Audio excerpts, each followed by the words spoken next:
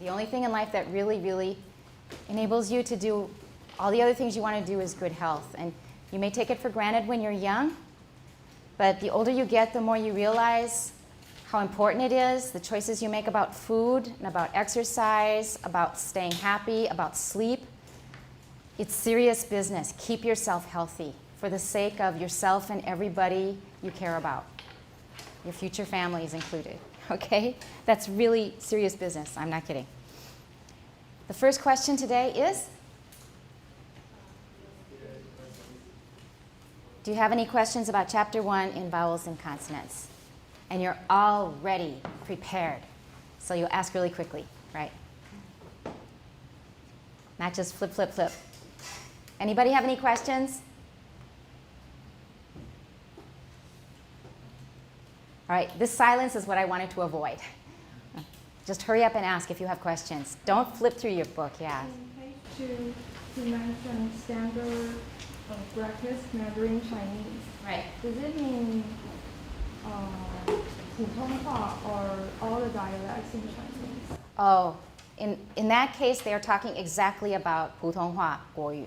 Exactly that. So if it talks about, if it used Chinese in the next chapter, it means all the dialects. In general, yes. You have to watch the context because it gets tedious to say standard Mandarin Chinese over and over again. In that case, they may just say Chinese. But in general, you're right. If they say Chinese, it can be Hanyu, which can include all of the dialects. If it has the word Mandarin in it, it's always 普通话 or 国语. And standard Chinese is also always 普通话 or 国语. If it's just Chinese, 要看情况. Thank you. Anybody else? Yeah.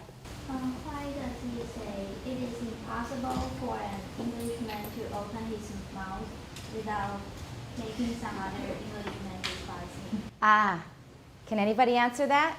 这个是有文学典故哎，是个文学典故.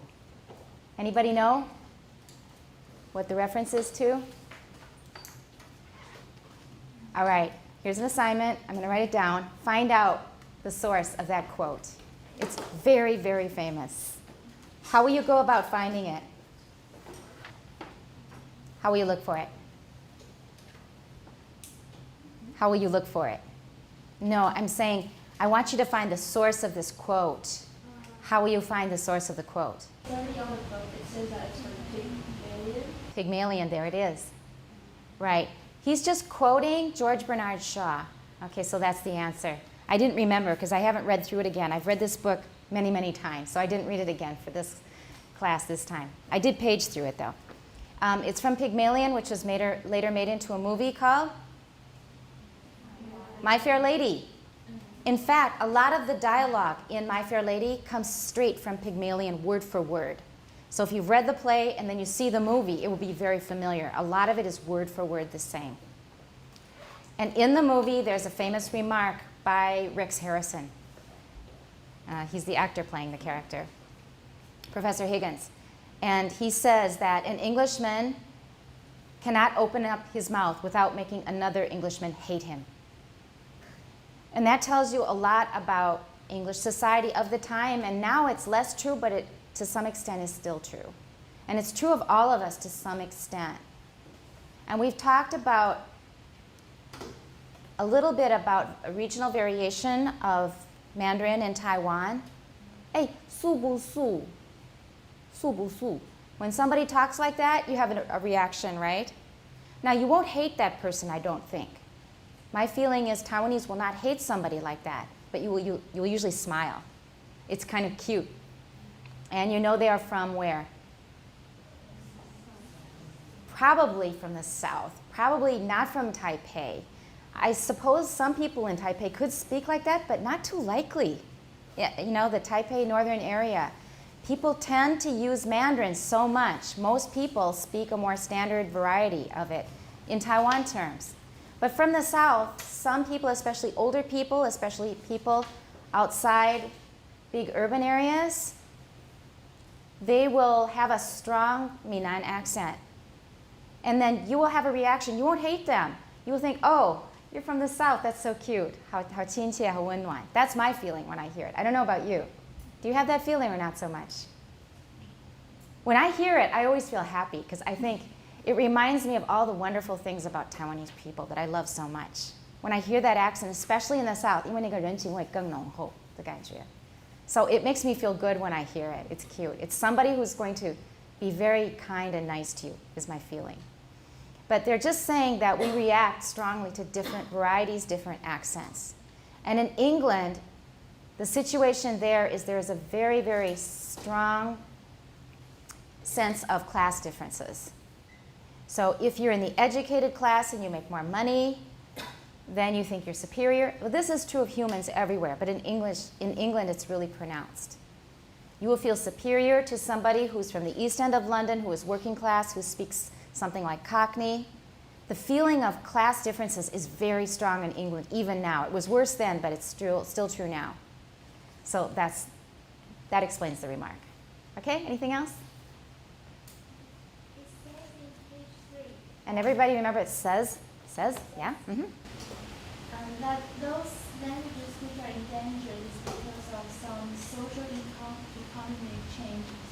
Social economic changes, yes. But I think I may consider other things as important factors such as political situation or colonization. That's true.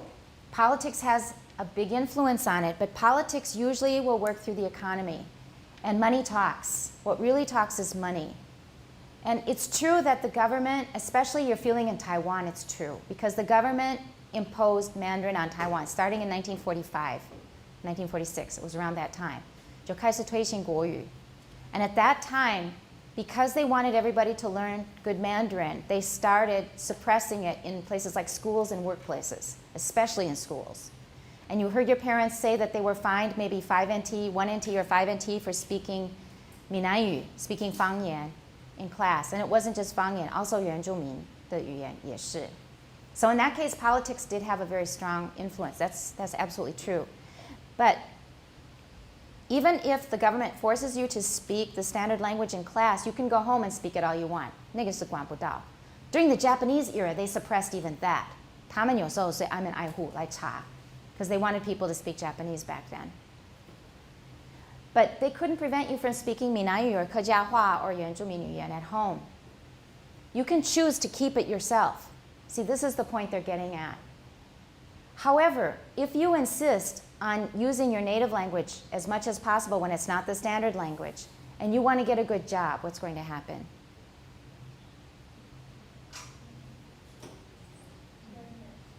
You have to learn the standard language.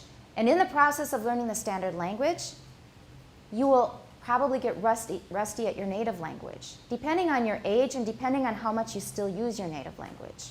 If you live at home or if you have close contact with friends from home, you may still use it a lot and you keep it up very well. But how about your children? What are they going to do? What do you think?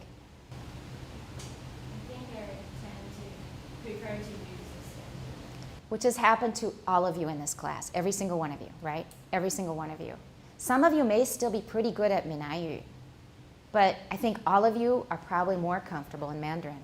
Every one of you. Is that right? 更习惯. For everything you want to say, if you want to have full freedom of expressing yourself, you're probably more comfortable in Mandarin. So that's what's happened. And it is political, but it's also economic because of work opportunities, especially in places like Africa. People will leave their villages, they'll go to the cities to get a job, and they'll be living around people from other parts of Africa or the country, and they all speak the standard language because they have to have a language in common. And slowly, they adopt that language, and they find that their village language does not help them advance themselves economically. And for that reason, they often don't want their children to learn it because they're afraid their children will be held back by their native language. So absolutely, you're right. They probably should put more emphasis on politically, especially for places like, it's not just Taiwan. Like Spain, it's the same thing. They had everybody learn standard Castilian Spanish to the detriment of Catalan. And Catalan now is doing everything, the Catalan speakers are doing everything they can to revive their language and make it strong. In Germany, I have a song. I don't know if I can find it on YouTube during break, but there's a song about, I'm not good at Plattdeutsch. My grandmother spoke Plattdeutsch. That's Low German spoken in the northern part of Germany. Schleswig-Holstein is where my grandmother was from. It goes, Mein Gott, kann kein Plattdeutsch mehr. Mein Gott, kann kein Plattdeutsch mehr. My God, he doesn't speak Plattdeutsch anymore. Plattdeutsch is the dialect of northern Germany that my grandmother spoke and that this guy spoke. The whole record that I have, I'm talking about, is in Plattdeutsch, in Low German. And there's somebody who went to work in a big city, came back, and this is what the relatives are saying. My God, he can't speak Plattdeutsch anymore. It's sort of like 在哀悼这个方言，慢慢年轻人就不讲了。Okay? Yeah, but that's a very good point. They definitely should emphasize politics too. Anybody else? In page 1, it says that the most likely possibility is that speech developed in one place. But how did geographic isolation lead to new ways of thinking and that people cannot communicate with each other? Okay, good question. Think a minute of the geography of China. A really large portion of China speaks some dialect of Mandarin.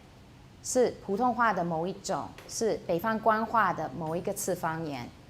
So, I can't remember the number. It's something like 2/3 of China speaks some dialect of Mandarin, which means that a large part of the country can already communicate with each other, even if the dialect's a little bit different.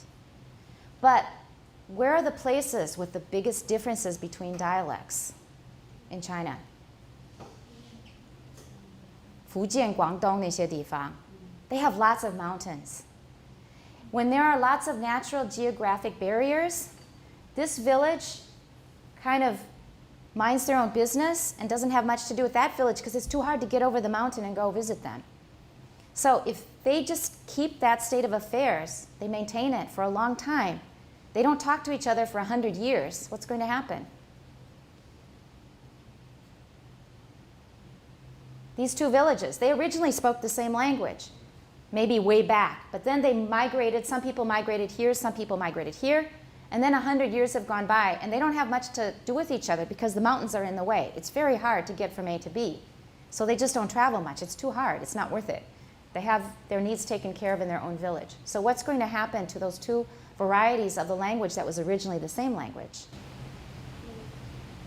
We won't be able to communicate with each other. Sooner or later, it's going to get harder and harder for the people of these two places to understand each other because they have independent developments. They're not influencing each other much anymore. And they have their own liyu, they have their own slang, they have their own cultural habits and customs. And they start developing in different directions, and eventually they won't understand each other anymore. That's how it happens. And an interesting thing in a place like going from Portugal through Spain, through France to Italy, those are very different languages, at least in many people's estimation, from Portuguese to Spanish to French to Italian. They're all different languages. However, if you go, say, along the coast, from village to village, what do you expect to find? Starting from Portugal and moving all the way to Italy. What would you expect to find? Here's Portugal, and so suddenly Portuguese turns into Spanish. And here's France, so suddenly Spanish turns into French. And here's Italy, and suddenly French turns into Italian. Is that what you expect? No, what are you going to expect? There would be a mix in between, like at the borders. And I speak part French, part Portuguese, etc. you can put it in those terms, but you will find incremental changes from one place to the next. So from this village to this village, there's not much difference. To the next village, there's a little bit of difference. And then the next village has a little bit of difference from this village. So this village is now quite different from the original village. But if you go between any two villages, there's not much difference. It's when you go far enough away, this one is now quite different from the first one. You will find a continuum of dialects as you go along to a new cultural area and language area. It's not clear borders, those are political borders. However, there is one other interfering factor. Governments have different attitudes towards dialects. Some governments don't mind. Some say, speak whatever you want. We use the standard language in school, but we don't mind other dialects. They're fine with us. Some governments are very heavy-handed. They want everybody to learn the standard language properly and be part of the same cultural group. And there are many reasons for this. One reason for this is what? Why would a government want to do that? Your own government did this. You know, they don't live and let live. They want to make sure everybody speaks this same standard language no matter what. And you have our same cultural values and customs, etc. Why would a government want to do that? That's, you can stop right there, control. Control. That's the word. For better control. Because how do you feel when there are two people standing not far from you speaking in a language you don't understand? How do you feel?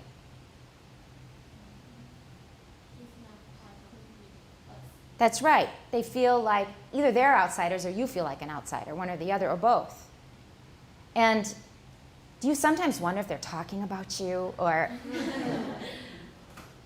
the thing is, you don't know what they're saying, and that makes you feel bu'an. And that's even more true of government. For us, it doesn't matter, because maybe you've learned not to care what other people think. But governments really care what people think, especially if they're going to plot against the government. And if you can't understand them easily, then they might be doing things right in front of your face and you don't know. But if everybody has to speak the same language, then we hear everything clearly. We can keep close tabs on everybody. Okay? So governments may be heavy-handed, or they may say dialects are fine. Germany is not really that set on forcing everybody to speak standard German. Of course, it's used in politics, in schools, and so forth. Everybody has to learn the standard language. But they don't try to suppress dialects so much in Germany, not so much. Some of it happens naturally. The people just start speaking the standard language. But France is a different case. France is, I would say, a culturally chauvinistic country. And I'm not saying that with any ill will. It just is true. And when they set up colonies, for example, in where are there a lot of French colonies, or where have there been? Africa, right?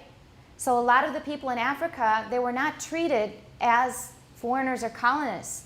They were expected to be full-fledged French people, Frenchmen. So they had to learn correct standard French like everybody else. So wherever France went, everybody had to learn the same French. And within France, a lot of dialects have been suppressed. Many of the dialects are now dead in France because of that. There's one group that I know has been working at revitalization of their dialect. It's called Occitan. And if you're curious about this, just Google it. You'll learn something about Occitan, Languedoc, etc. And not that many people speak it natively, but they're trying to revive it. Breton has not done very well. The language that's spoken in Bretagne, it's not even a Romance language. The language of Bretagne, called Breton, is related to what? Anybody know? Who said it? Celtic. It's Celtic, that's right. I say Celtic. Some people say Celtic. It's a Celtic language, most closely related to what living language? Do you know? Exactly.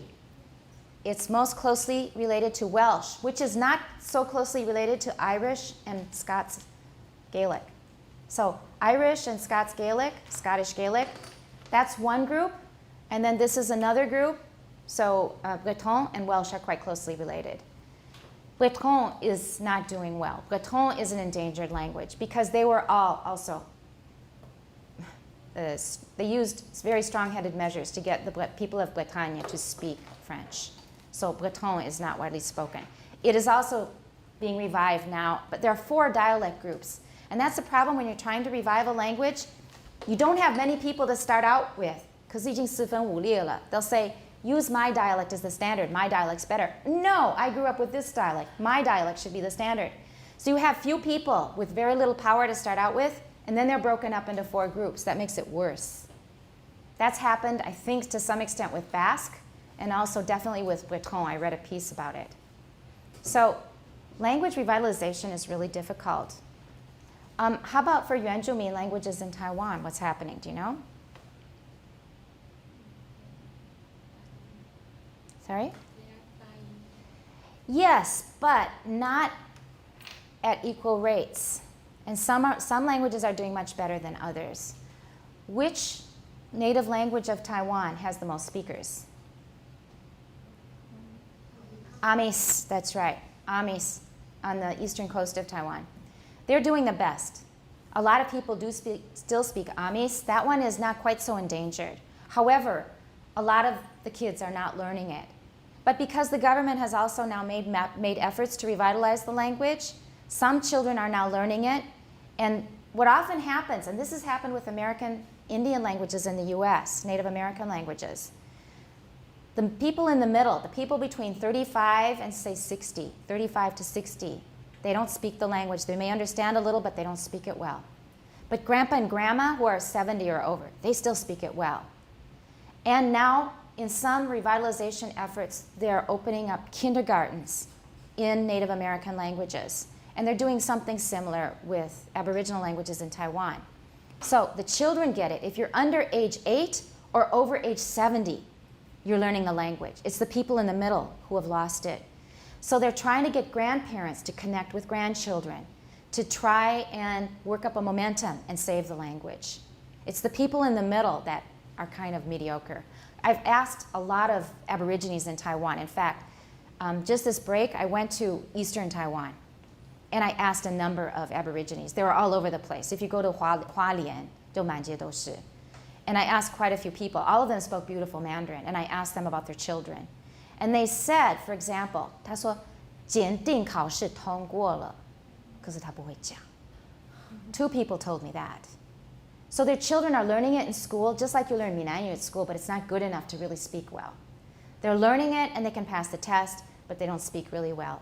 Others are luckier. Their parents or grandparents kept the language and insist on it.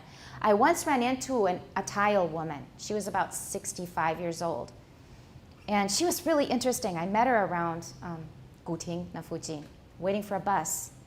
And she said she only speaks a Tile to her kids and grandkids, and they all speak well. And she says the important thing is we don't have a TV in our house. 这个泰雅老祖母, she says we don't have a TV. And all of her kids and grandchildren speak good Atayal. They live in Wulai. That's unusual, but it happens. So anyway, about languages disappearing, becoming endangered. They can also come back. And you know the story of Hebrew.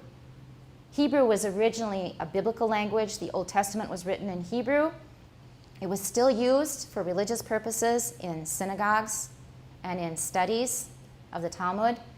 But when Israel was founded, they decided that they should have Hebrew as their native language. There is a story which turns out to be not quite so true, that there was one father who taught his son to speak Hebrew natively, and then everybody learned it. It's not that simple. That's the story they tell you. But it simply happened, I would say, as an act of pure will. They decided Hebrew is going to be our language, and they really worked hard at getting everybody to speak Hebrew to their children. And now Hebrew is the native language of Israel. It's not exactly the same Hebrew of the Bible. It's modern Hebrew, but 大约是可以通的. It's much simpler, as I understand. But they succeeded. It can happen. It's happened with some Native American languages. It depends on your will. If you really, really fight, you can do it. Okay, anything else? Yeah.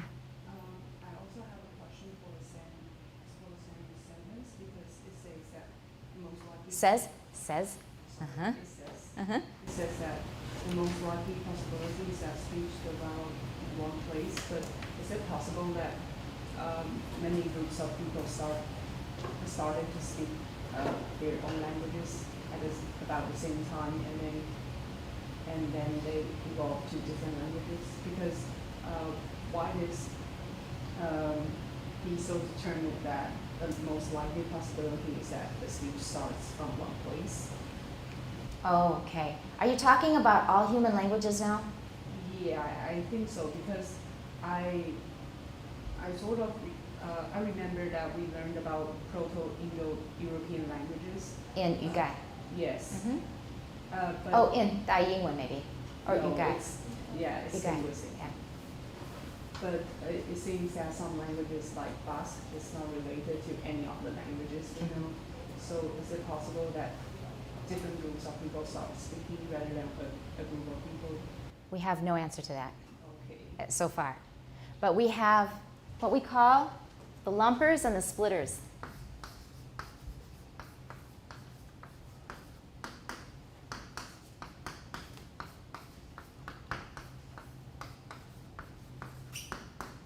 And And look for a book by Rulin.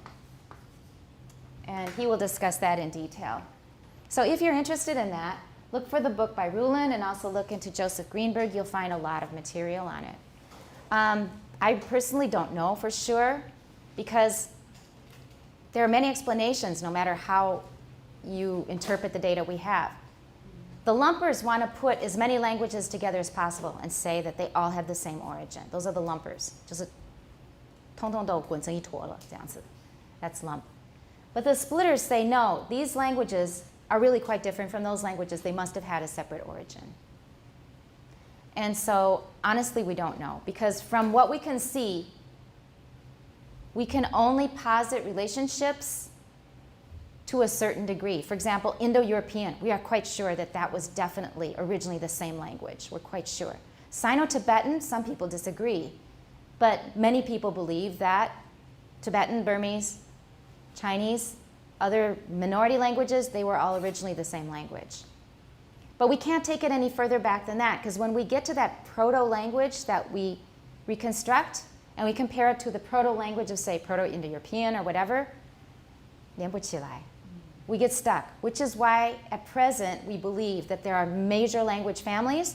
There are some isolates that we can't connect to anything else, although recently some isolates have been studied closely and found to actually belong to existing families that we're already familiar with. Some. I think Burushashki is one of them.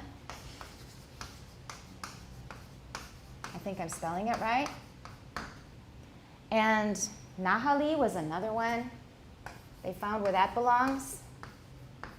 So these languages we thought were isolates. That means this language must have just evolved by itself. It doesn't seem to be connected to anything. We found connections with languages we've already studied. That's happening now. But as for saying for sure that they all have the same origin, I don't think we're able to do that yet. Okay? But if you're into that, you can study it. For me personally, when it gets to reconstruction, and I had to do a lot of this in my studies at Shida. I was at 国文研究所. And a lot of the stuff they do is 拟测古音 for Chinese. 拟测中文, 汉语的古音. I never got into that because I thought there's so many dialects now. There's so much about Chinese as it's spoken now that we don't know. Why should we guess about things that may or may not have happened? We can't be sure. It's all guess. Of course, we're basing it on data. We're collecting good data. But in the end, it's still guessing. This is what we think it is, but we have no proof. And one guy who really got that ball rolling was Karlgren, Gauben Han, Bernard Karlgren. He was a Swede from Sweden. And he sort of started up the study of historical Chinese phonology, comparing a lot of dialects and looking at a lot of documents over history, looking at rhymes, for example. 诗经里面的押韵可以告诉我们那些字本来是有押韵的，就是说词尾一样的. He used many tools to try to reconstruct different stages of early Chinese. And after he started, many people followed. So the field of Chinese historical phonology is very developed. It doesn't mean we have definitive answers, but it's very, very developed. Many people spend their time on this. I never could do that because I'm too busy just trying to figure out Taiwan Mandarin. 已经很忙了. I don't have time for things that may be true or may not be true. Me personally, 那是完全是我个人. But a lot of people do this stuff. Okay, anything else? I'm just wondering, how do the variations happen? How do they happen? Yeah. Look at the way, listen, I should say, listen to the way you speak compared to your mother. Do you speak exactly like your mother? Think of something your mother or father says that you don't say. For example, remember when I said 开洋荤? My family, my whole family says 开洋荤. None of you say 开洋荤. All right, 我们差几代? 差2代吧, 差2、3代 maybe, 了不起. 已经有变化了. All right, you already don't know 开洋荤. Maybe you know it now. That will change it. But originally, nobody said 开洋荤, and I was shocked. Remember? I just couldn't believe it. How can you not know 开洋荤? Everybody says it, I thought. Everybody in my age group says it. Okay? Not everybody, but maybe a lot of people, especially Western people. You can see just between my generation, your mother's generation, pretty much, and your generation, 已经有个沟, 对不对? So what's going to happen with your children? Your children, when they're talking to 奶奶, to Apo or to Ama, whatever you call her, they're going to have quite different language. So you can see just in your own generation, you can already see the change. And that's within your own family, in your own area. 那何况离你远一点的地方, they will have their own things. Some things are popular in the Nambu that are not said in the north, probably. Yeah. So it happens bit by bit. And there's another reason that I wrote about in one of my papers. And sometimes you say things just for fun. Sometimes they catch on, and sometimes they're used for a while, they're fashionable, and then they're 退流行. For example, when my daughter was in high school, they liked to say 了不了, which meant 了不了解. And when you were in high school, maybe you said it too. 他比你大一些. Okay, so 了不了.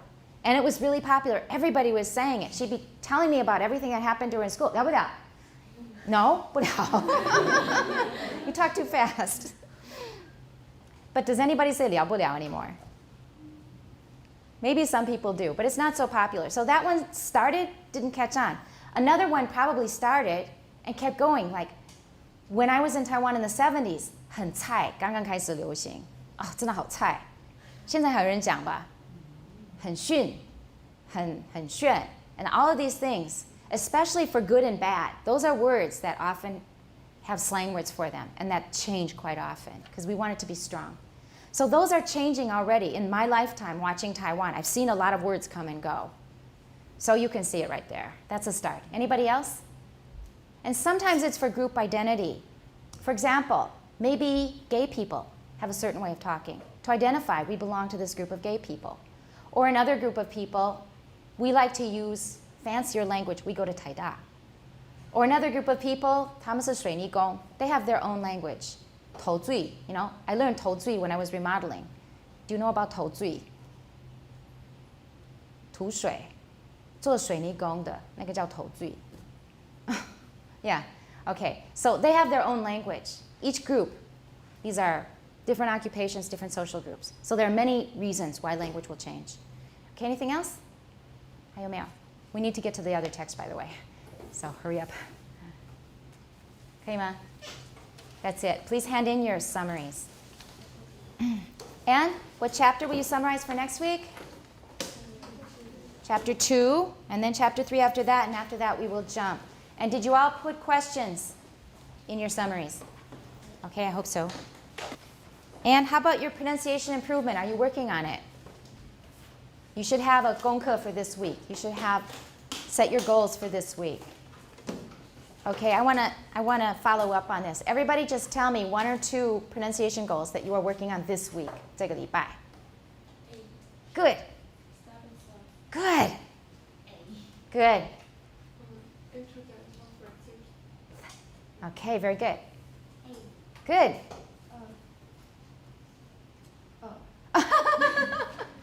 I thought you were saying, still thinking.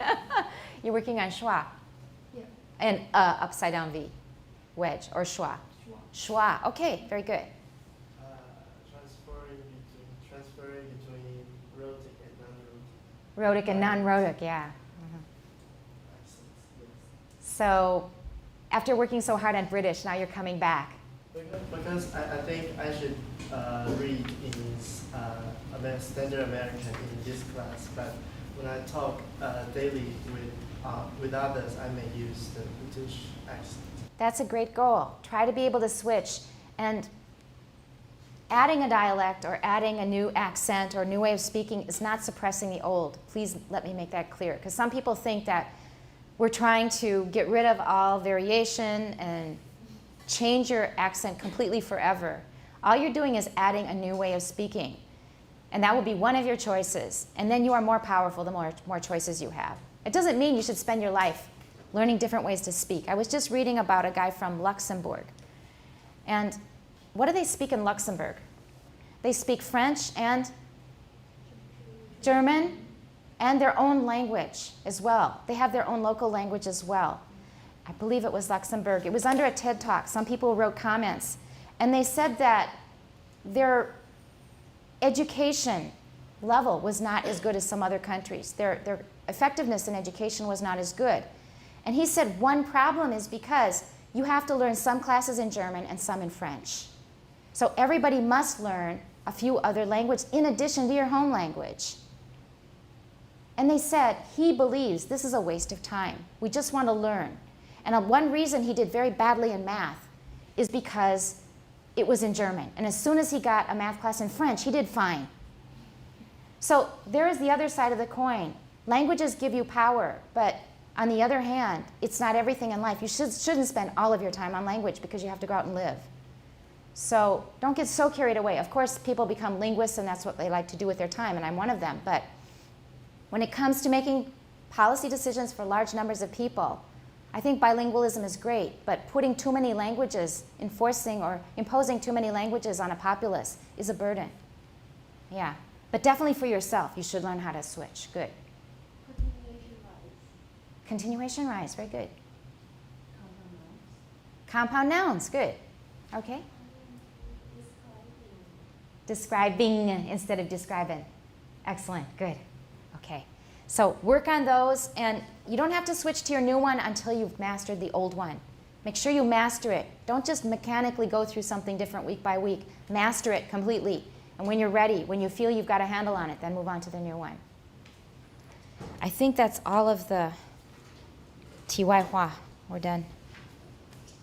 Check Facebook for links, for new links, because I've posted a number of new links to interesting news stories having to do with either phonetics or language in general. Generally pretty interesting things. At least have a look at them. If you don't read them word by word, at least kind of skim them, become familiar with them.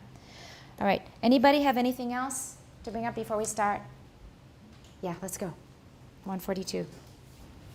Vivian, acoustic waveforms and spectrograms of two of the words in table 6.2 are shown in figure 6.4. Just very quickly, flip back to the previous page and look at table 6.2. We've already looked at it, and that was the bani and banu page.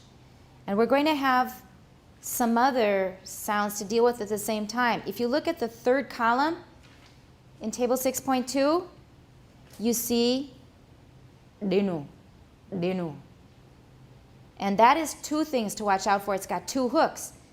The top hook is to show it is an implosive, and the bottom hook shows that it is retroflex, 卷舌音. And remember when I told you last semester that we say 卷舌 for Mandarin, but it's not really very 卷. The place where they get really 卷 is in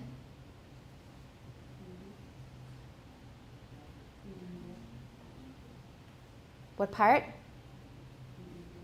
The south part of India. 就是印度南部会非常的卷. And to remind you, in case you forgot or in case I didn't say it, in the north they speak Indic languages. Sorry. Indic. And Indic is one branch of Indo-Aryan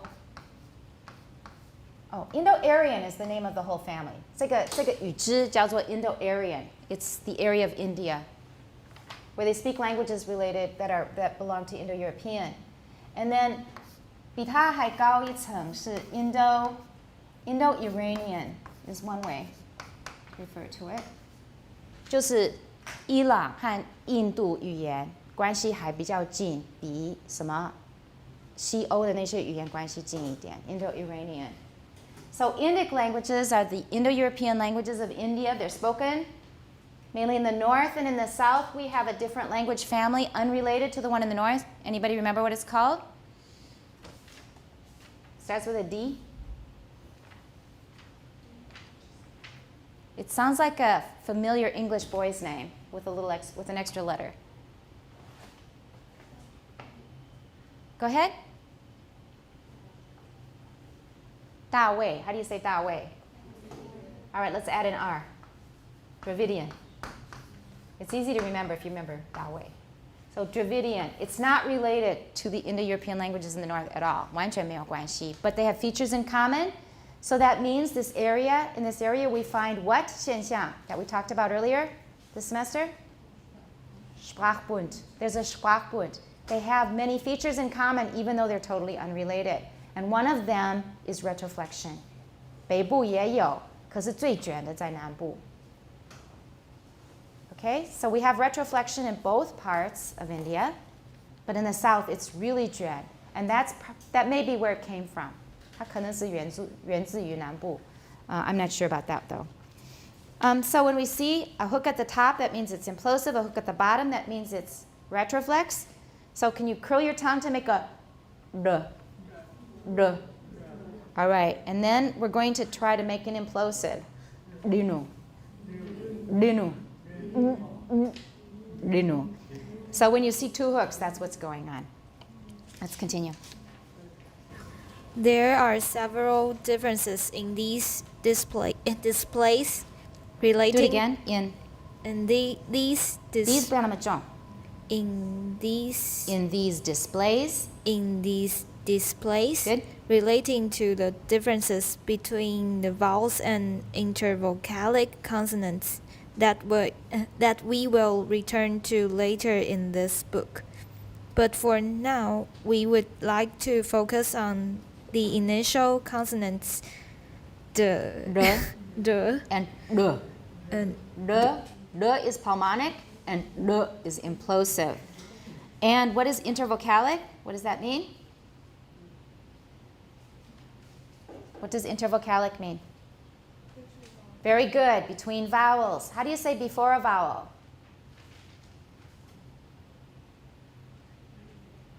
Before a vowel. It's easy. Just put it together. From prevocalic. And after a vowel? Postvocalic. Prevocalic, intervocalic, postvocalic. We're going to use those. Not to show off, but because they're handy words. 比较简洁. I just read somebody's blog saying that 很多门学问里面, people seem to have a very esoteric vocabulary just to show off. Esoteric means very 玄, 非常的玄. That means not many people know it and it's very difficult. And you find that in some areas of study. They use a lot of fancy terms, maybe in some branches of philosophy. 讲得很玄很玄, but it's 觉得那些东西还蛮空洞的. 他们用那些术语好像是在炫耀的感觉. That happens sometimes, but this blog said often we really do need those words. They're really handy. They save a lot of description. Okay? They're shorter. Go ahead. both of these start with a short. Both of these, 你稍微注意一下, Both of put that in these. your notes. These 不需要放重音 usually. Okay? Both of these.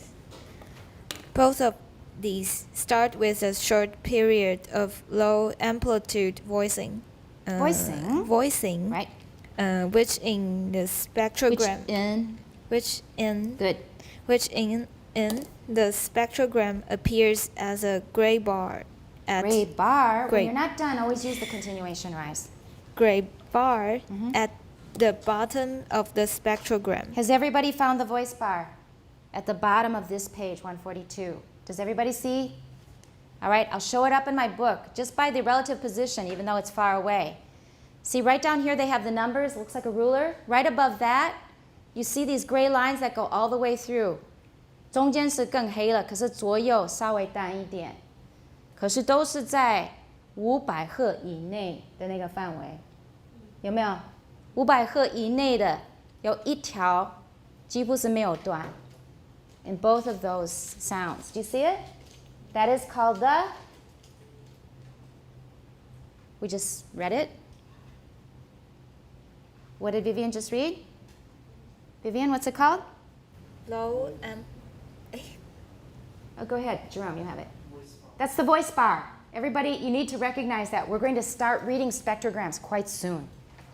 So we're going to have to learn the parts of them and what they stand for. The voice bar are those evenly spaced vertical lines below 500 hertz, because that is the domain, the 范围 of what? Of our human what? Fundamental frequency is what I'm after. 就是我们的基频是在500以内 normally. I mentioned that last semester. So 500以内, if we are making any kind of voicing, it will be in that area, below 500 hertz. Right now I'm speaking at about maybe 260.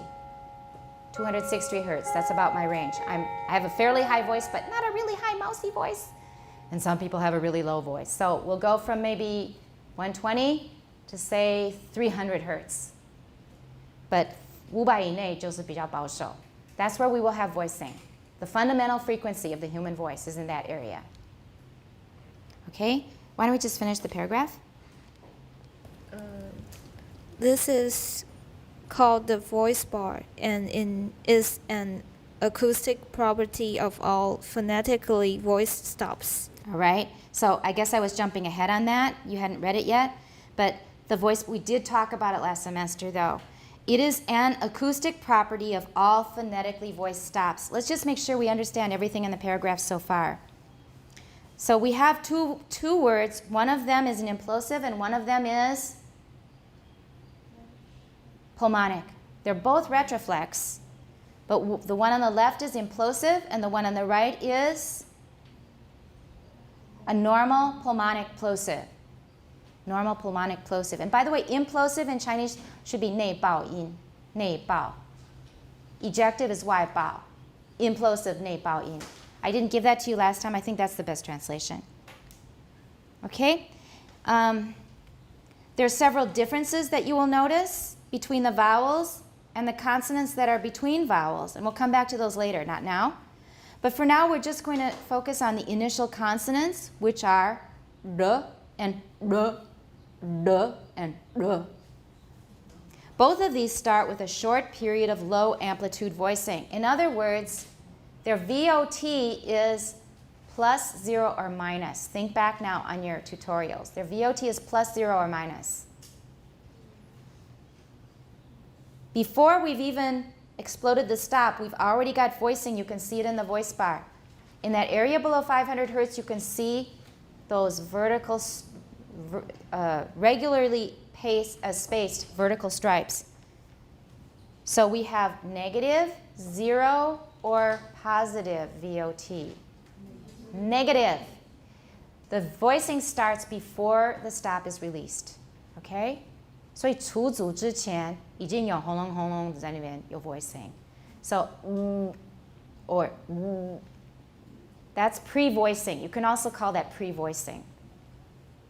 It's negative onset of voicing related to the release of the stop. So low amplitude voicing. Why are they low amplitude? Well, it's our fundamental frequency. And what happens, amplitude here, we're talking about loudness. Why is it not so loud? Why is it low amplitude? 振幅比较低，就是它的声音并不大。Because both for and for both of them have low amplitude voicing before we release the stop. Because 为什么并不很大声？ What about the air pressure? There's a very simple reason. Is this louder or is this louder? I'll compare two things. Ba. Ah is okay too. Huh? Got my mouth open, right? For ah, I open my mouth. And for my mouth is closed. What happens when your mouth is closed? 声音闷在里面，当然小声。这是理所当然的事。Okay, it's low amplitude because in this case it's our tongue curled back to make a retroflex D. And it's keeping the air out. That means 它闷在里面。所以喉咙里声带在震动，可是呢没有打开嘴巴。So it's low amplitude. And that's the gray bar at the bottom of the spectrogram. Also called the voice bar. It's an acoustic property of all phonetically voiced stops. Why did he put phonetically there in parentheses? What's the difference between a voice stop and a phonetically voiced stop? Remember, I keep emphasizing in this class, we're talking about the way we actually pronounce things rather than just structures and systems and theories. What's the difference between what we might call a voice stop and a phonetically voiced stop?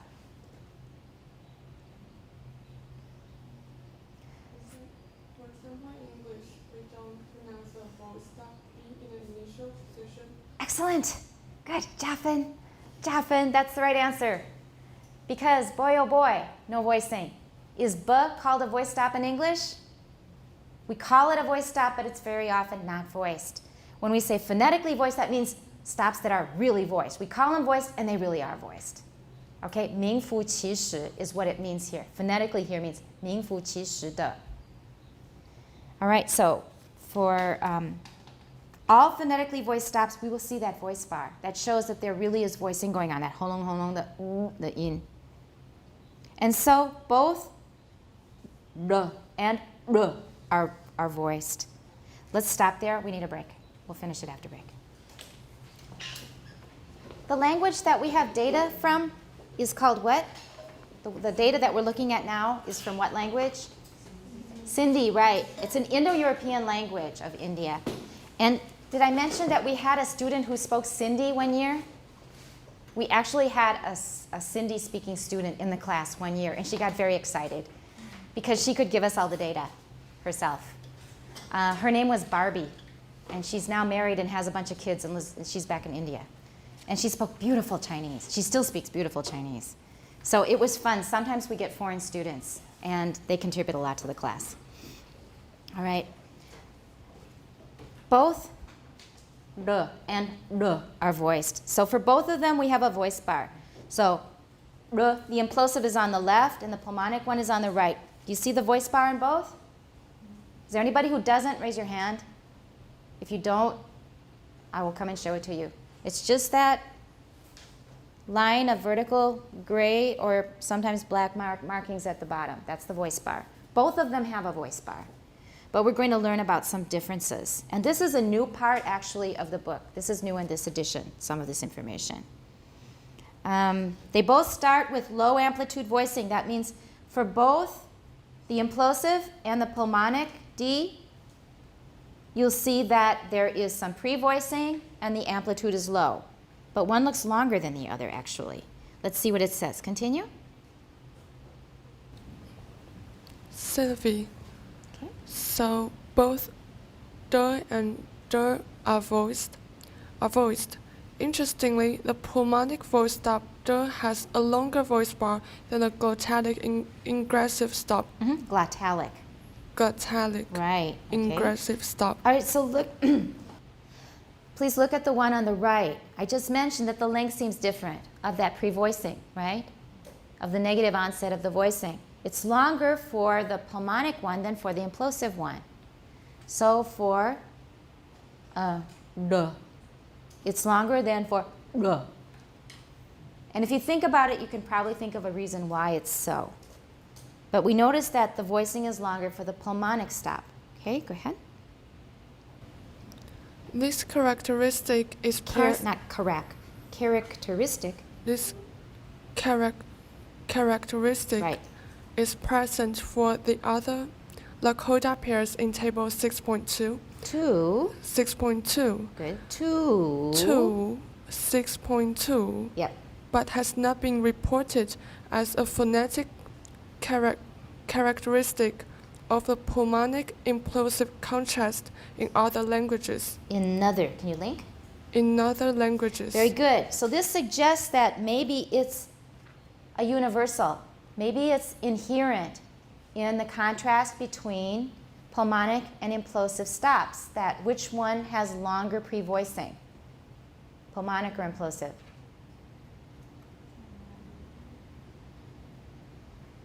Pulmonic or implosive has longer pre-voicing. Pulmonic. It could be a universal. Maybe that happens in all languages that contrast pulmonic with implosive initial stops. It might be, we don't know. We haven't compared a lot of languages. He's saying it's not mentioned in the literature. We find it in Sindhi, and we also find it in what? In Lakota, which we've already listened to in another class, in a previous class. But it hasn't been reported that 这是天生一定会这样子，还没有写. And you will find that we often assume that all the basic important things we need to know will be in the textbook. We often assume that, don't we? We like to believe that because we have come here, we've paid good money and are dedicating very, very precious years of our young life to going to a university, and we expect at least that they should tell us the truth and everything we need. That's what we expect. But do we have any right to expect that? No, we don't actually, because we are all human. And textbooks are written by humans. And very often things get completely reversed years later. They find what we were teaching previously was totally wrong, exactly backwards. It often happens. So take everything you learn, everything you hear from every teacher, everything in every textbook, you have to take it with a grain of salt. This is what people have observed. These are the conclusions they've drawn. This is the theories that they have formed. But they may be wrong, and they may be missing something really basic and important. And I'm finding that the things that I, for example, correct you on in English, I think they're really basic and important, but many books say nothing at all about them. Most books. Some books say nothing. I would say that, well, I can't say all books, I haven't read all books, but it's really common that books don't mention a lot of these things at all. So there are a lot of things that will not be mentioned in the books. They may be wrong. There are things that they simply didn't notice, and that's what they're saying here. Let's go on. There is one other difference between the and the that is consistently present for contrast between implosives and plosives. You will notice that in the implosive the voice bar grows louder over time, while in the pulmonic stop the amplitude of the voice bar decreases over time. Decreases over time. You had it just about right. Decreases over time. Decreases over time. Good. This difference is almost always seen when we compare regular pulmonic stops and implosives, and might be a good cue to look for as you practice making the distinction. Very good. So this is actually a hint to you in learning how to produce implosives. It also is a little trick for when you are looking at a spectrogram. In the future, we're going to read spectrograms. How you can distinguish easily between an implosive and a regular pulmonic plosive initial stop. You can see that although the voice bar is very short, the pre-voicing for the implosive, it's very short. But what happens to the pre-voicing bar before the pulmonic? D or D. It's longer, but it gets weaker, right? It's longer, but it gets weaker the further along it goes. But for the implosive stop, it starts to get darker. That means it's getting louder.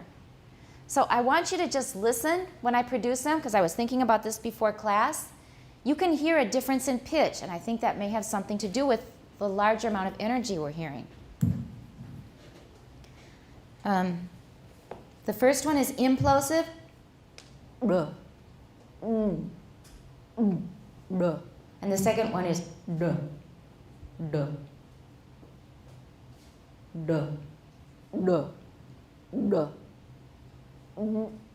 We're like working up to when we're going to explode. And then for the plosive, the regular pulmonic plosive, I'm reaching the 极限. The time is longer, so I have more chance to reach my 极限. So, I've run out of breath that I can use to voice with. 我可以发声的那个空气，这里有一小柱的那个空气，用完了就没了。So, I can't do it anymore. 因为我只有那个 pocket of air. That's all I can use to create pre-voicing or produce pre-voicing. Do you understand what I'm saying? Jerome, can you explain it to the rest in Chinese? I'm afraid I didn't express it clearly. 就是说在发那个 implosive 的时候，就是因为那个你要让它在里面爆炸，所以你可以用的气流其实只有这边这一段，没办法从这里压出来，所以那个你可以发声的时间其实很短，这边用完就没有了，这边的气流用完你就没办法再继续就是发声。It's true for both of them, but because the implosive is shorter, we jump right into the stop. We don't get quite to the 尽头 of our ability to produce vibrations. So, I just made it very short, 然后就爆发出来了。爆发出来了，它没有时间削弱。But for the pulmonic one, 因为那个 voicing 很长，他给我机会把我那个空气用完，用完我就发不出什么声音，声音会变得很弱。So for the implosive, it's short, but it gets stronger. It's working up to that explosion, or implosion in this case. But for the pulmonic stop, 时间很长, we run out of the air we can use to make the vocal folds vibrate. 可以吗? Is that understood? Then let's leave it. Okay, that's not that important. I just wanted to make sure you understood it. Let's finish. Oh, I'm sorry. Let's finish. I guess I should finish the paragraph. This difference is almost always seen when we compare regular pulmonic stops and implosives. Might be a good cue. Yeah, I guess we did finish. Let's go on. Tina, we do not know any. Who's working on stops this week? We do not know Yeah. any foolproof way of teaching people to make implosives. Some people can learn to make them just by imitating their instructor. Others can't. Peter Ladefogel incidentally was one of the later group. One of the Later. right. Good. He did not learn. Not did. Did. It's did. He did not learn to make implosives until nearly the end of a year studying phonetics. Not ear. Year. Ear. Year. Ear. That's better. Everyone, year. All right. And why is he willing to say this? Well, why was he? He's no longer with us. Why was he willing to admit it took him a year to learn how to make an implosive? Sorry? He wants to encourage you, that's right. But people who are saying, I used to be a 90-pound weakling and look how strong I am now. Or people used to say, I used to be really ugly, but now I'm a beautiful actress or model. If people say, well, I used to be an ugly duckling when I was young, what kind of people will say that?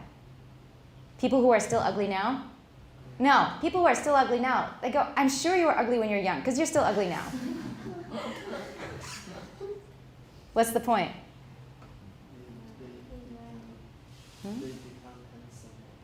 Right. When you become powerful and famous, then you are able to share your weaknesses of a previous time.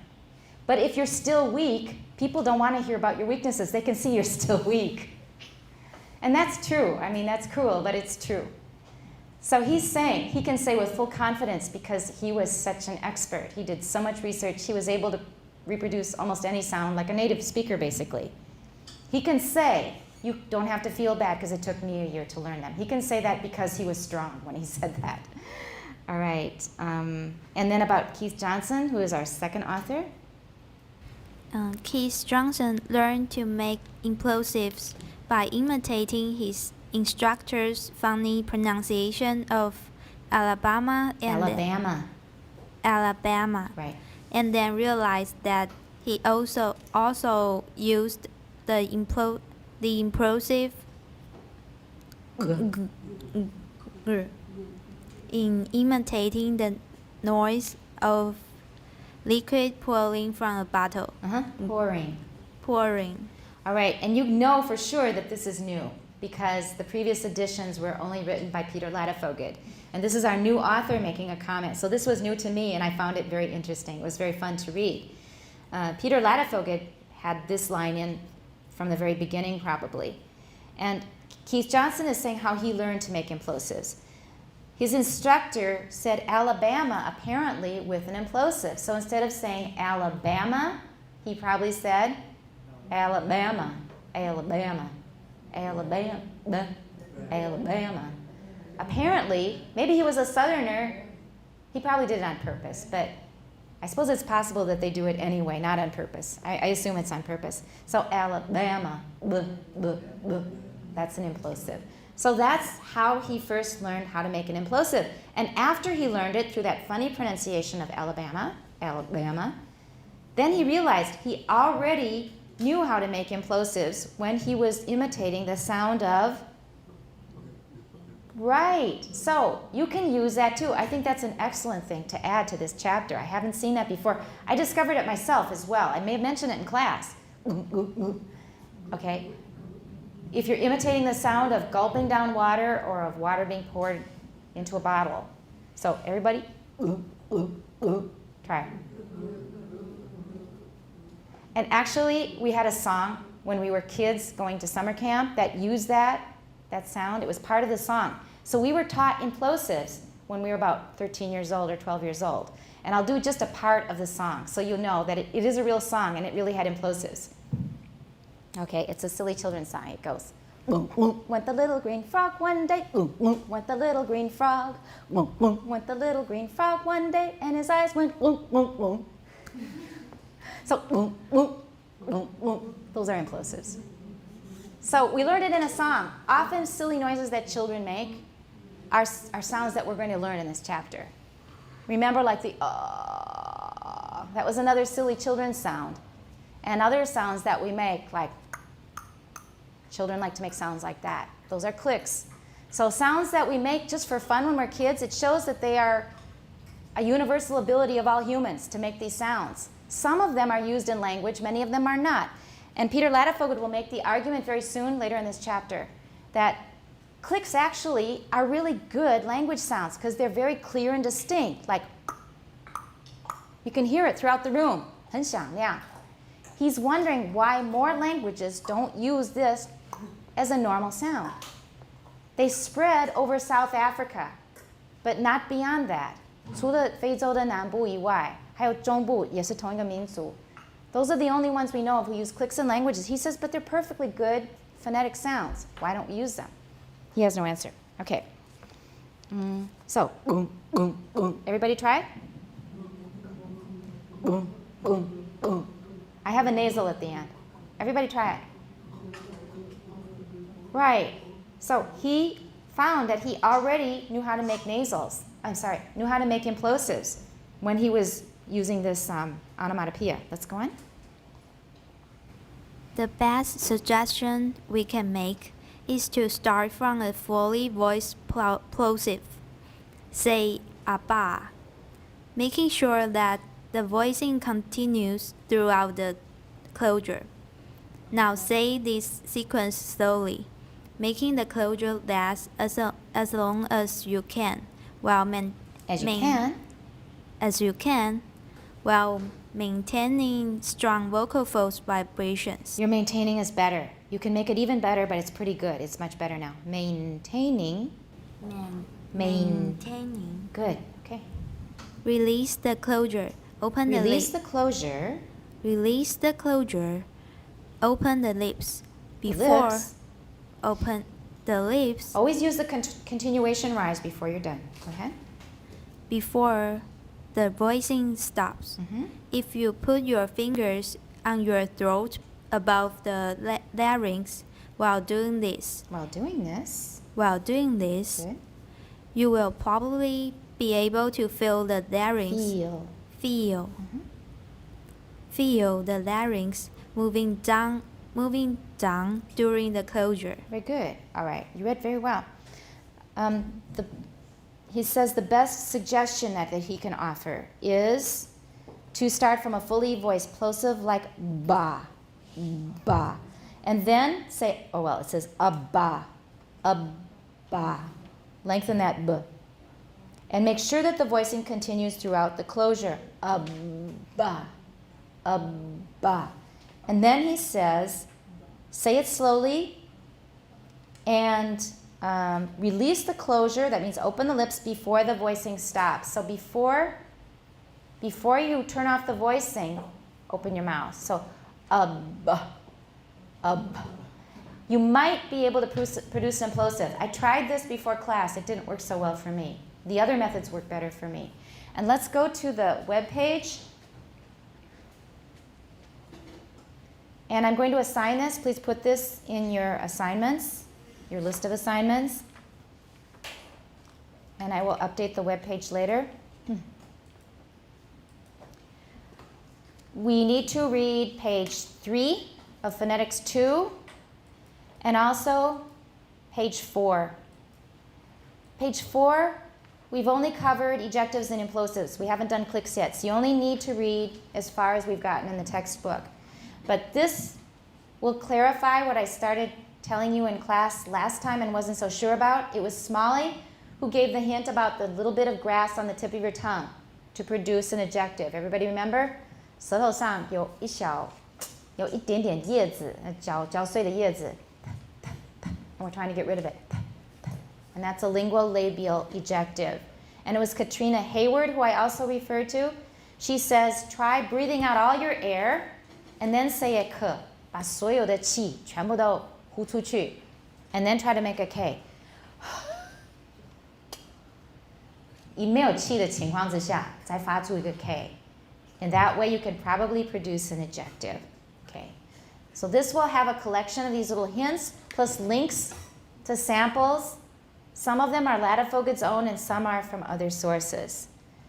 And the next part for implosives, there's only one link, and that's to a page by John Coleman, who is at Oxford. So read ejectives and implosives on page 4. Page 3 plus ejectives and implosives on page 4. Anyway, those are different suggestions to try to get you to make implosives. I like the swallowing sound, the water sound. Ooh, ooh. I think that's probably the easiest because most people can make that sound anyway. Let's go on.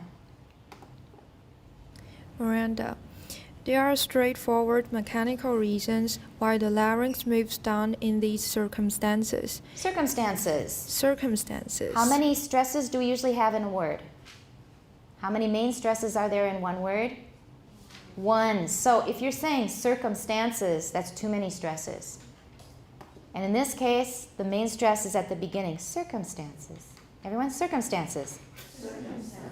Right. The other thing is larynx. Larynx is okay on the East Coast. For my sister's in-laws, it's fine. They live in Brooklyn. But I say larynx, like Larry. Everyone, larynx. Larynx. Good. Continue. To maintain voicing throughout a b, air must continue to flow through the glottis, but it cannot continue to flow for very long, because while the articulatory position of b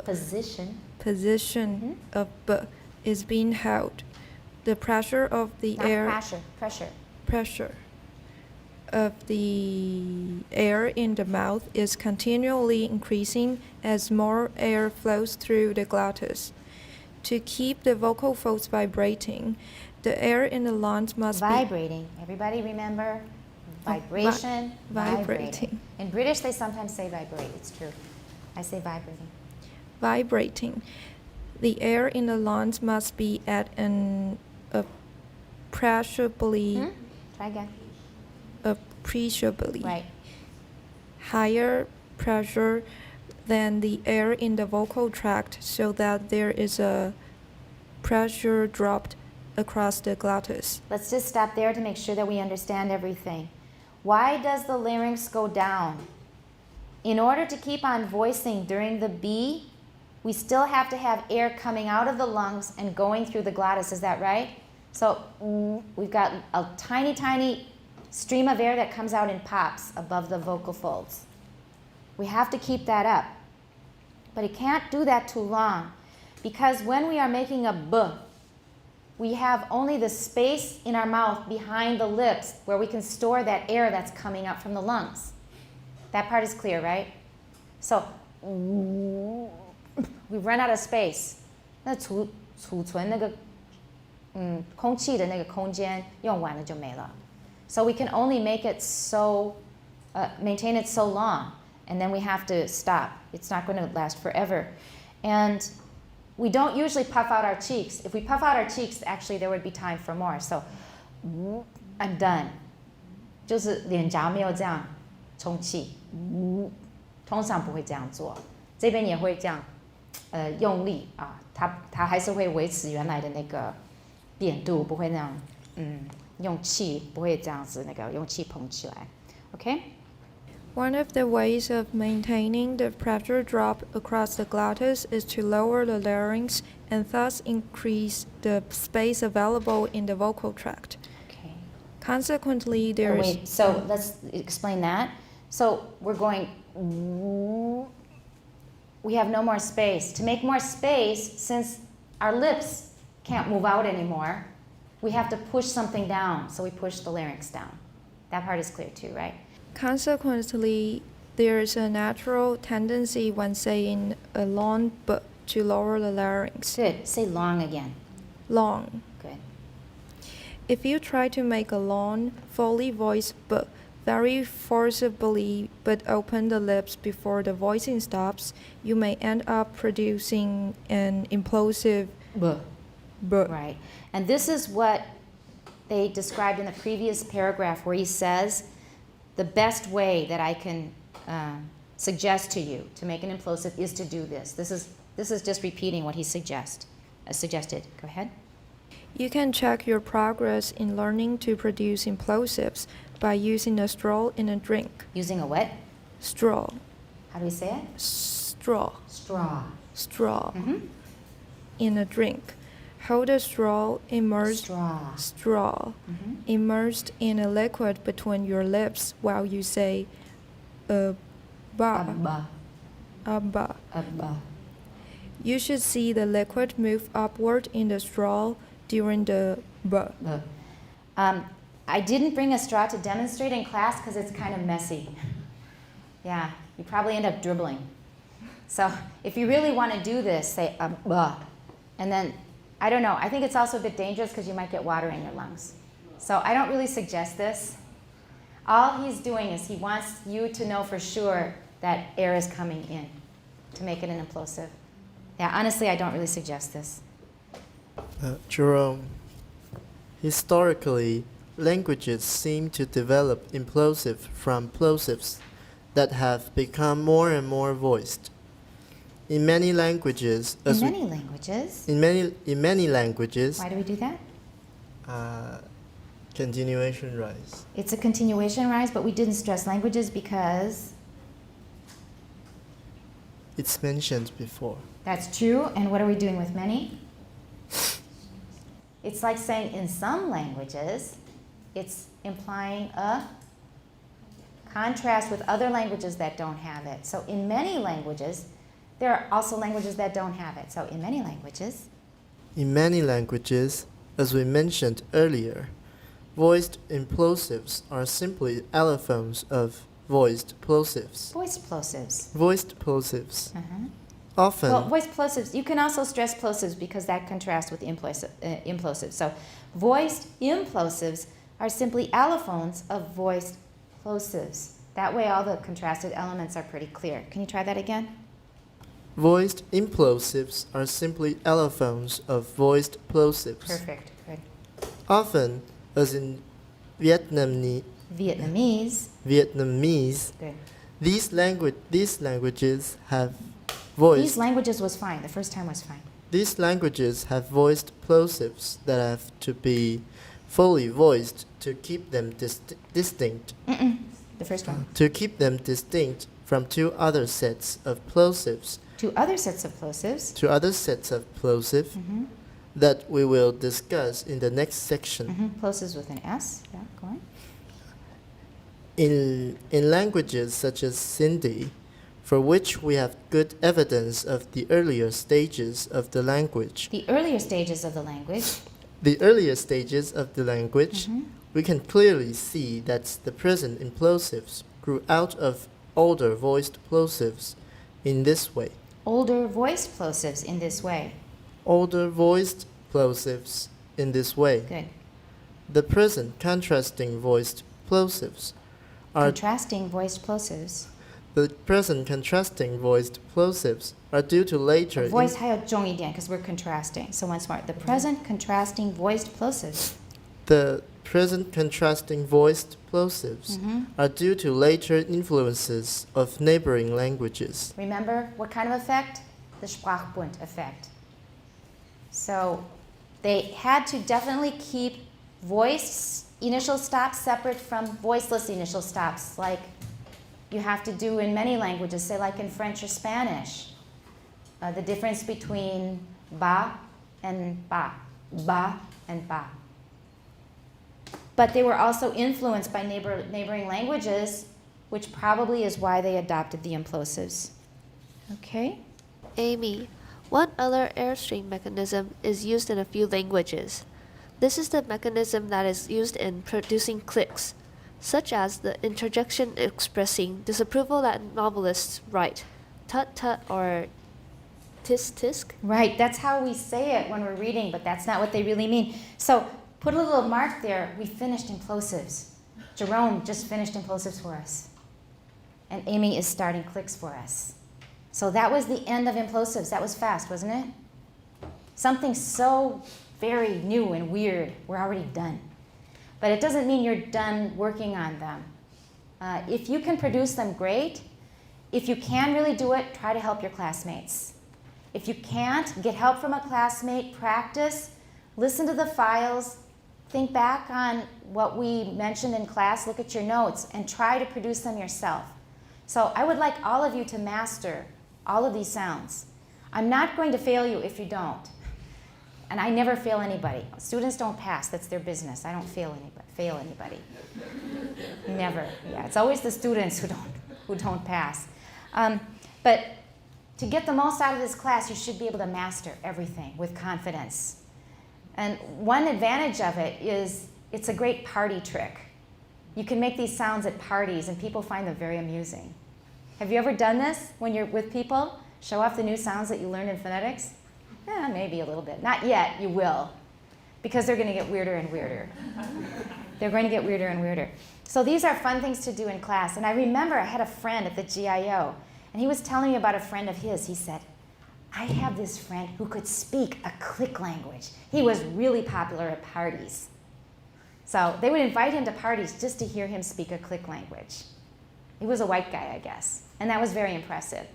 The click languages are often very difficult because they have tones and clicks, and they're not that easy to master. You can do it, but it's very complex, and some are easier than others. And when I was in South Africa, we went on some trips. We were mostly singing, but we also went on some tours. And one of our local guides, she knew that the tourists would be really interested in the clicks. And we were right in these caves with Bushman carvings and drawings. And she did these clicks near the caves, and they really resonated. Like the whole valley was full of these clicks. They're very loud. I can't do them that loud. But listen to native speakers. Listen to the files online. Go anywhere where you can find a file of somebody speaking Zulu or Xhosa. And you'll find the clicks are very loud. Oh, there's radio. There's a radio station where you can hear them. And 他们重复的那个, yeah, in the introductory music to the station, they have a little phrase that they repeat over and over again with a very loud click. So if I think of it, I'll put the link up. And you can just listen to how loud they are.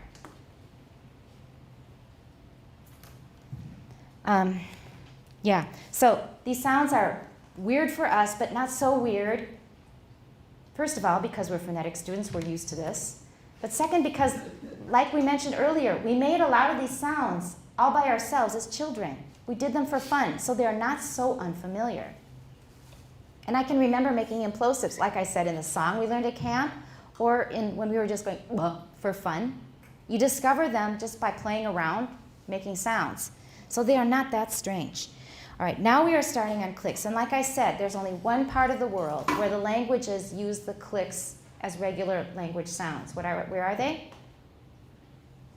In Southern Africa. Not just the country of South Africa, but also in Namibia and other areas, other countries in that area. And they were originally a feature of the Bushman languages. And the Bushmen are quite different from the other tribes that later invaded that area. They were the Bantu tribes. In Chinese, it's Bantu. They came from a more northern part of Africa, and they were very aggressive and powerful, and they conquered tribes all over the place. So the Bantus spread further and further south, and they pushed back a lot of the Bushmen to a very small part of southern Africa. And they're very meek, peaceful people, and they live a very precarious existence. Originally, they did. In a desert with no visible sources of water, they would get water from things like roots. Did you ever see the movie The Gods Must Be Crazy? 上帝也疯狂. Put it on your list. Watch this movie. I mean, you have an excuse to watch a movie. You know, if your mom is saying you should be doing your homework, you say, I am. This was assigned in phonetics. Watch the movie, especially number 1. I think there was part 2. I don't know about part 3. There was definitely a part 2. 有没有第三集？我不知道。But The Gods Must Be Crazy. It's a very fun movie. 非常的 entertaining. It's really, really fun. And at first I doubted that it was real. I thought it was just some white people romanticizing black people or Bushmen and making things up. But it's very accurate. You will hear their languages spoken with these really loud clicks. And it's a very funny movie. So The Gods Must Be Crazy. 上帝也疯狂. It's available in the 视听图书馆. So you can watch it easily if you have time before 下班时间. That's clicks. And they're spoken in the southern part of Africa. Originally, they were only found in the Bushman languages, but the Bantus invaded and took over the land. And what do you think happened to the Bantu languages of the area? They were originally non-click languages. Some of them were tone languages. Quite a few of them are tone languages. But they were originally non-click languages. But what do you think happened after they started occupying areas of southern Africa? They started using clicks. So the most famous examples, or the more easily found examples, or the more mainstream languages, are languages like Zulu. Zulu is the biggest. And Xhosa. And Nama is another one. And I have to tell a little story about Nama. I was visiting my mother while she was still with us. She's passed away now. I was visiting her in a nursing home in Minnesota. And there was one of the nurses who was taking care of her had an interesting accent. So whenever I hear that, since I was a child, I always say, where are you from? I've just done that ever since I was a kid. He had a really pretty skin color. It was a light yellowish brown. 就是带有黄色的很浅的咖啡色的皮肤。头发算卷。So I asked him where he was from, and he said he was from South Africa. I said, what's your native language? He said, Nama. I said, Nama, I'm getting my tape recorder. Just a minute, wait. So I recorded him. I ran into a Nama speaker. I was so excited because Nama has a huge number of clicks. 它的 clicks 很多很复杂. So I recorded him, and I can play it for you sometime if you want. 其实是卡式录音带，有点时间了. The thing was, when he was speaking, he found that he'd forgotten a lot of his language. What he said was perfect. It was perfectly native-like. But he even started forgetting numbers because he almost never spoke his language. His wife spoke a different language called Heroe, I think. And they spoke mostly Afrikaans together or English, but hardly ever Nama. So he, for a long time, had hardly used any Nama, and he couldn't remember a lot of simple words in Nama. That was an interesting conversation with him. Really nice guy. And he was also happy to share his languages. So if I get a chance, I'll play it for you.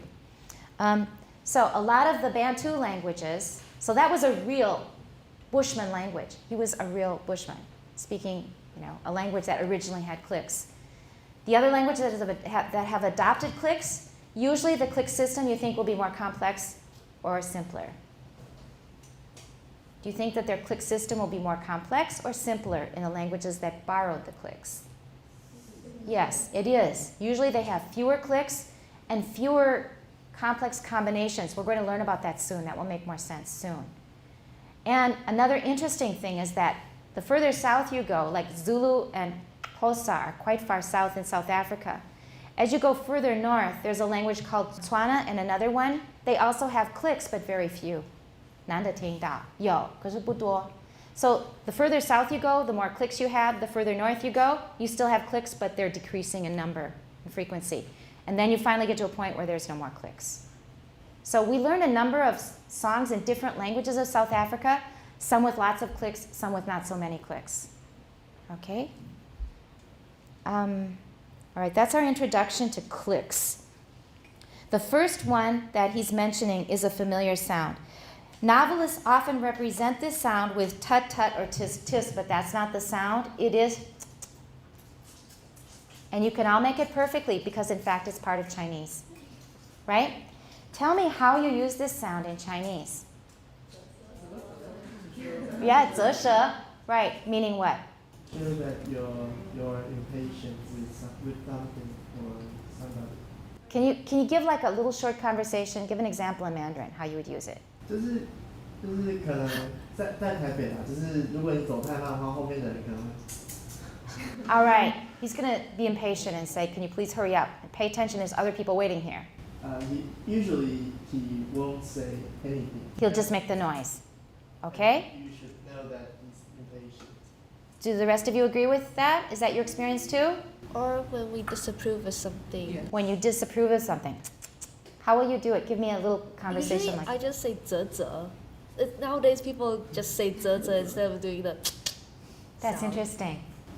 Or we may say, when we 就是我们在惊呼的时候，就是比方说，我说我昨天做了一件很疯狂的事情，然后就可能Okay, good. All right, anybody else?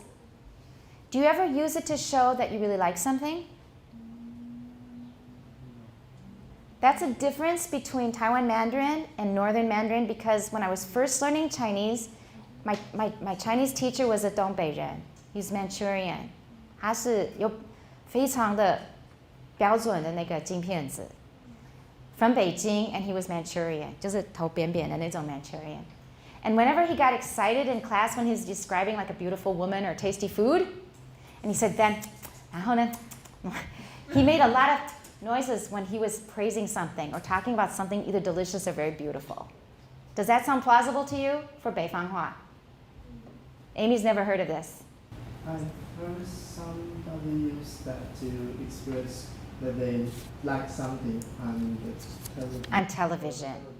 Somebody speaking PRC Chinese or Taiwanese? A Taiwanese, but they use that, they had that use of it.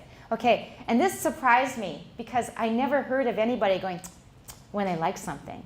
Because like you, in English when we say 羞羞脸, right? We go, shame on you, you should have done that. And usually shake our heads. Shame on you, and that's usually to children. Okay? So when I saw him getting excited and smiling and talking about beauty and good food and I think, you didn't put that pay, but that's a Northern Chinese usage. That's the first one, and this is called a dental click. That's a dental click. So we already know it, no problem. That one's really easy. Another type of click is, okay, go ahead. Another type of click is commonly used to show approval or to signal horses to go faster. All right. How do we make that sound?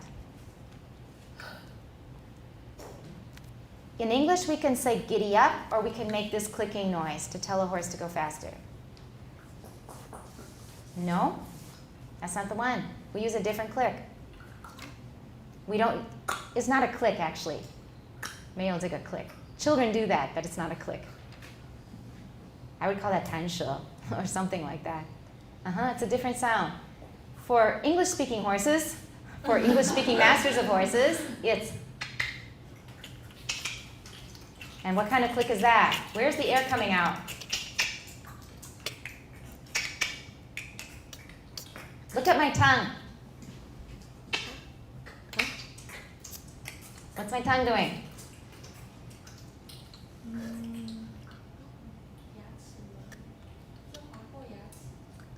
Right? Can you put it in phonetic terms? You've got the right idea.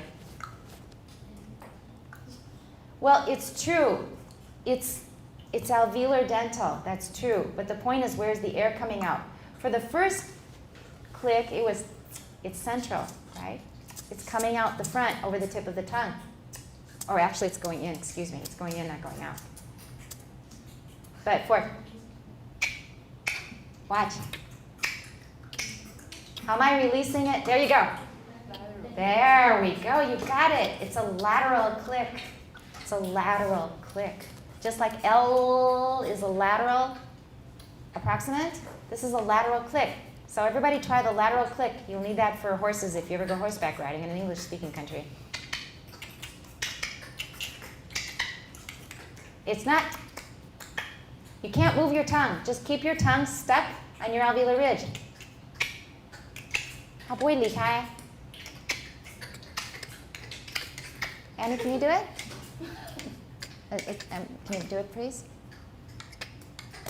Okay? Can you pass it along to Bella? Everybody who knows how to do it, share it with somebody who doesn't know how to do it. Can you do it, Sylvie?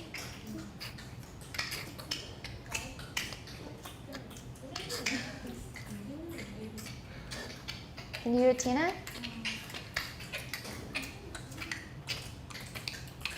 There's too many noises in the room, I can't tell. Right? You're hesitating so much, I'm afraid that it's a very noisy one, and you can hear saliva. Miranda? I can. Carol? I think you've got it. Amy?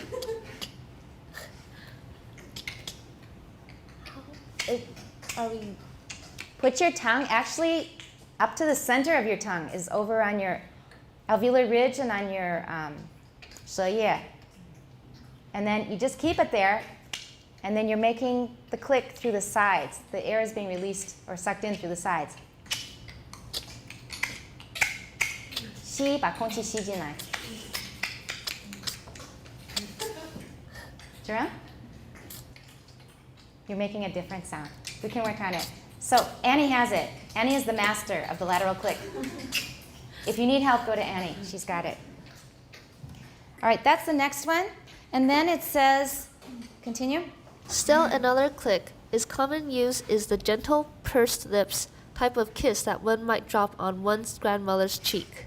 Cheek. Cheek. Not cheek, cheek. And Cheek. also common. Common. Right.